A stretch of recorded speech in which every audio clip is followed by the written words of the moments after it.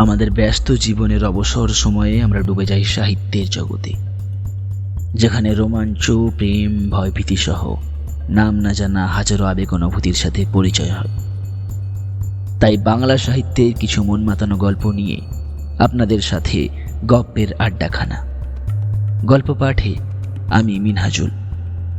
গপ্পের আড্ডাখানার আজকের নিবেদন শরদিন্দু বন্দ্যোপাধ্যায়ের লেখা অবিকল।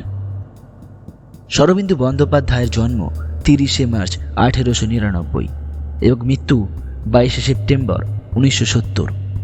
তাকে সকলেই ব্যোমকেশ বক্সীর সৃষ্টিকর্তা রূপে চেনেন। ব্যোমকেশ বক্সী ছাড়াও তিনি বহু উপন্যাস, ছোট গল্প, ঐতিহাসিক গল্প লিখে গেছেন। গল্প শুরু করার আগে একটা ছোট্ট অনুরোধ, চ্যানেলে নতুন হলে সাবস্ক্রাইব করুন এবং অন করে রাখুন বেল আইকন। চলুন শুরু করা যাক শরদিন্দু বন্দ্যোপাধ্যায়ের লেখা অবিকল। নিজের অতীত জীবনের কথা আমার মনে বেশি আসে না, কিন্তু পুনার নিঃসঙ্গ জীবনযাত্রার ফলে মনটা মাঝে মাঝে ফাঁকা হয়ে যায়। তখন সেই শূন্য স্থানটা ভরাট করার জন্যে মনের অন্ধকার কোণ থেকে দু একটা বহু পুরনো স্মৃতি বেরিয়ে আসে। আজ তেমনই একটা স্মৃতিকথা লিখছি। সালটা ঠিক মনে নেই, তবে 1924 থেকে 1926 মধ্যে। আমি তখন পাটনা ল কলেজে আইন পড়ি। আমার বাড়ি মুঙ্গেরে। পাটনা থেকে মুঙ্গের 110 মাইলের রাস্তা, তাই মাসের মধ্যে একবার দুবার বাড়ি যাই। বাড়িতে মা, বাবা, স্ত্রী, 2 ছেলে বিদ্যমান।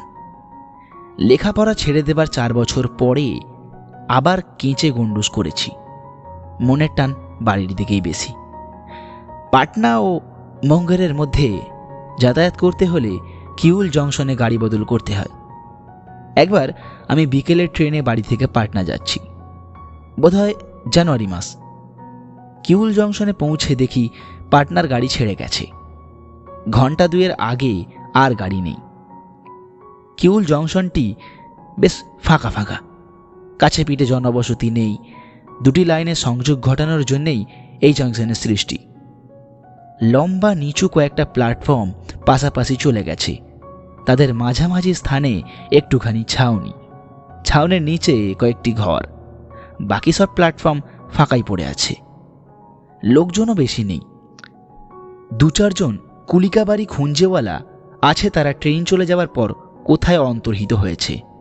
আমার সঙ্গে মোটঘাট নেই, ঝাড়া হাত পা যাচ্ছি, তাই দুর্ভাবনাও নেই। 2 ঘন্টা দেরিতে পৌঁছতে হবে। এদিকে দিন শেষ হয়ে আসছে। ওয়েটিং রুমের জমাট ঠান্ডায় কিছুক্ষণ বসে থাকার পর উঠে পড়লাম। ঘরটা অন্ধকার হয়ে গেছে, বাইরে এখনো আলো আছে। শালখানা ঘোমটার মতো মাথায় দিয়ে গায়ে ভালো করে জড়িয়ে নিলাম। তারপর প্ল্যাটফর্মের এ মুড়ো ও মুড়ো পায়চারি করতে লাগলাম। চুপ করে বসে থাকার চেয়ে হেঁটে বেড়ালে রক্তের চাঞ্চল্য বাড়ে, শীত কম লাগে। প্রথমে লক্ষ্য করিনি আরেকটি ভদ্রলোক আমার মতোই প্ল্যাটফর্মে পায়চারি করছেন, তবে তিনি পায়চারি করছেন আমার উল্টো মুখে। প্ল্যাটফর্মের মাঝামাঝি আমাদের দেখা হচ্ছে।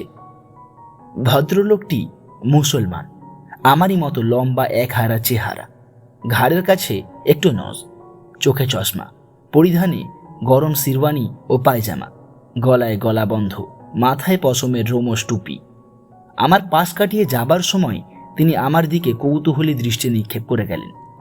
আমারও তাকে দেখে মনে হলো লোকটি যেন চেনা চেনা, আগে কোথাও দেখেছি, কিন্তু কোথায় দেখেছি?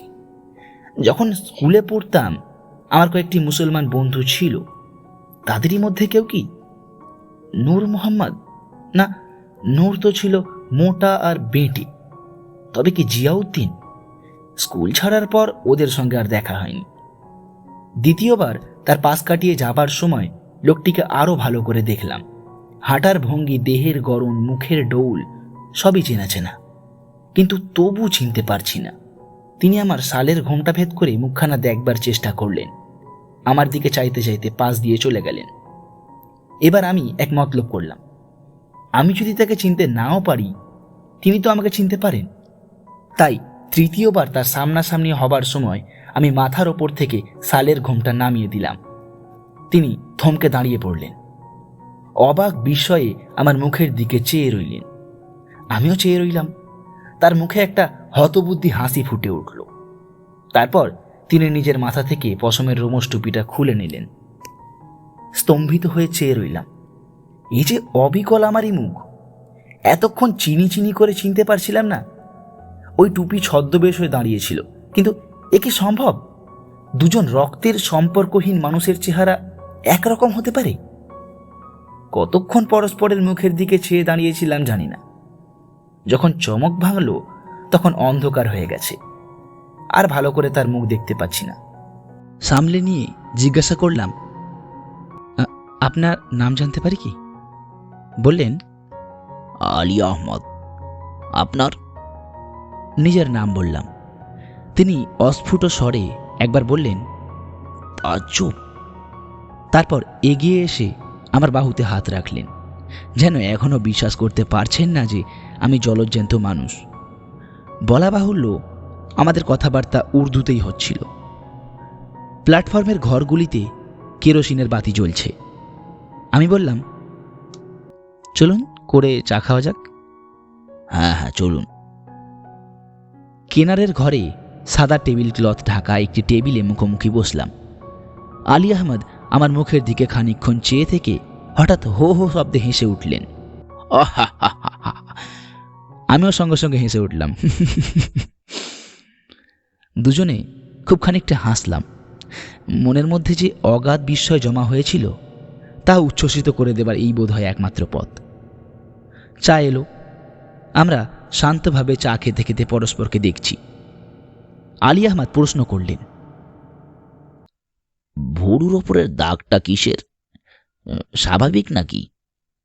বললাম, না, হকি খেলতে গিয়ে কেটে গিয়েছিল। তিনি নিজের ভুরুর ওপর আঙুল বুলিয়ে বললেন, আমারও কেটে গিয়েছিল, একজন পাথর ছুঁড়ে মেরেছিল। লেখাপড়া বেশি দূর করেননি, বিষয় সম্পত্তির দেখাশোনা করেন। ভাগলপুরের শ্বশুরবাড়ি, সেখানে গিয়েছিলেন কয়েকদিনের জন্য, এখন বাড়ি ফিরছেন।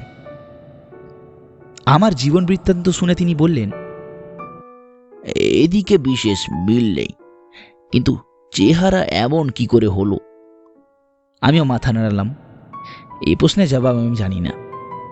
হয়তো প্রকৃতির অজস্র অগণিত সৃষ্টির মধ্যে দু একটির এমনই আকস্মিক মিল ঘটে যায়। হয়তো শুধু চেহারার মিল নয়, জীবনের ঘটনাতেও একজন মানুষের সঙ্গে আমার জীবন হুবহু মিলে যাচ্ছে। শুধু পৃথিবী নয়, মহাশূন্যে কত গ্রহ জ্যোতিষ্য আছে, সেখানে আমারই মতো একটি জীব অবিকল আমারই মতো জীবনযাপন করে চলেছে। ঘন্টা বাজল, গাড়ি আসছে। আলী আহমদ ও আমি ইন্টার ক্লাসের একই কামরায় উঠে বসলাম। গাড়ি চলতে লাগলো। আমরা পাশাপাশি বসে আছি। কামরায় আর কেউ নেই। মাথার ওপর আলোটা টিমটিম করে জ্বলছে। আমরা মাঝে মাঝে দু একটা অবান্তর কথা বলছি, যেন নিজের সঙ্গেই নিজে কথা বলছি। সঙ্গতি অসঙ্গতির কথা ভাবছি না, যখন যা মনে আসছে তাই বলছি। নিজের কাছে নিজের সতর্ক থাকার দরকার কি?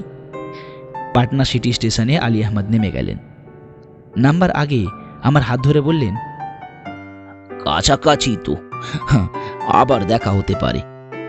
আমি বললাম, হ্যাঁ তা হতে পারে। হ্যাঁচকা দিয়ে আবার গাড়ি চলতে আরম্ভ করলো। তিনি নেমে পড়লেন। অস্পষ্ট লোকিত স্টেশনে একবার তাকে দেখতে পেলাম। মনে হলো আমি যেন লম্বা পা ফেলে স্টেশনের ফটকের দিকে যাচ্ছি। মনটা আচ্ছন্ন হয়ে রইল। রাত্রি 9টার সময় পাটনা জংশন স্টেশনে নামলাম। তারপর প্রায় 40 বছর কেটে গেছে। আলী আহমদ সাহেবের সঙ্গে আর দেখা হয়নি। আমি যখন বেঁচে আছি তখন তিনিও নিশ্চয় বেঁচে আছেন। ভাবি, তার চেহারা কি আমার চেহারার মতোই দাঁড়িয়েছে? হঠাৎ যদি দেখা হয়, আবার চিনতে পারবে কি?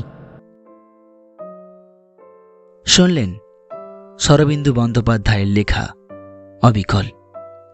গল্পটি ভালো লেগে থাকলে লাইক করুন, কমেন্টে জানান আপনি কোন গল্প শুনতে পছন্দ করেন, এবং আপনার বন্ধু বান্ধব আত্মীয় স্বজনের সাথে এই গল্পটি শেয়ার করুন। আবারও দেখা হবে কোনো এক নতুন গল্পে।